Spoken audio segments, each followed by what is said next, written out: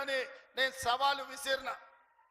9 తారీఖు చెప్తే 6 తారీఖు నాడే 7,500 కోట్ల రూపాయల నిధులు ఖాతాలలో రైతులకు రైతు భరోసా పథకంలో వేసినాం. ఇప్పుడు చంద్రశేఖరరావుని అడుగుతున్నా, నువ్వు సవాలు చేసినావు కదా, రైతు భరోసా నిధులు మేము వేసినాం కదా, నీకేం మాత్రం సోయున్నా అమరవీరుల స్తూపం దగ్గరకు వచ్చి ముక్కుకు నేలకు రాయాలి అని కాంగ్రెస్ పార్టీ డిమాండ్ చేస్తుంది. అదే విధంగా ఆయన అల్లుడు హరీష్ రావు గారు రైతు రుణమాఫీ చేయలేదన్నాడు. నేను చెప్పిన 15 ఆగస్టు లోపల రైతు రుణమాఫీ చేసి తీరుతా అన్న. హరీష్ రావు చెయ్యలేను, చేస్తే రాజీనామా చేస్తా, మళ్ళీ ఎన్నికల్లో పోటీ చేయను అన్నాడు. అందుకే ఈరోజు వికారాబాద్ జిల్లా రైతాంగం సాక్షిగా తెలంగాణ రాష్ట్రంలో ఉన్న కోట్లాది రైతులకు నేను మాట ఇస్తున్నా. మన అనంతగిరి కొండల్లో ఉన్న పద్మనాభ స్వామి సాక్షిగా, అనంతగిరి కొండల్లో ఉన్న పద్మనాభుడి సాక్షిగా 15 ఆగస్టు లోపల రైతులకు 2 లక్షల రూపాయలు రుణమాఫీ చేసి ఈ తెలంగాణ రైతాంగం యొక్క రుణం తీర్చుకునే బాధ్యత నేను తీసుకుంటా. నేను ఇవాళ ఒక్క మాట చెప్పదలుచుకున్నా, ఈ పదవి, ఈ హోదా, ఈ ప్రభుత్వం రైతుల రుణమాఫీ చేయకపోతే, రైతుల రుణము తీర్చుకోకపోతే ఇది నిష్ప్రయోజనం. అందుకే రైతుల రుణం తీర్చుకొని రైతులను ఆదుకునే బాధ్యత ఇందిరమ్మ రాజ్యంలో కాంగ్రెస్ పార్టీ తీసుకుంటుంది. అదే విధంగా ఇవాళ బీజేపీ వాళ్ళు, నరేంద్ర మోడీ, అమిత్ షా రోజు వస్తున్నారు.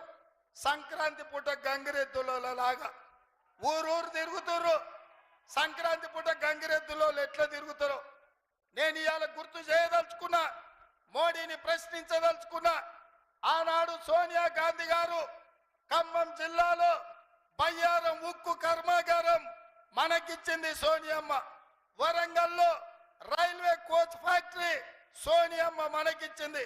రంగారెడ్డి జిల్లాలో ITIR కారిడార్ సోనియమ్మ మనకిచ్చింది. IIT, IIM విద్యా సంస్థల్ని, గిరిజన యూనివర్సిటీని సోనియమ్మ మనకిచ్చింది. Metro rail మనకిచ్చింది. IT కంపెనీలు మనకిచ్చిండ్రు సోనియమ్మ. మరి ఇవాళ బీజేపీ 10 ఏళ్లలో మనకేమిచ్చింది సోదరులారా?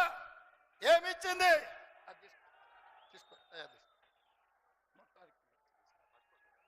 మొత్తం తీసుకొని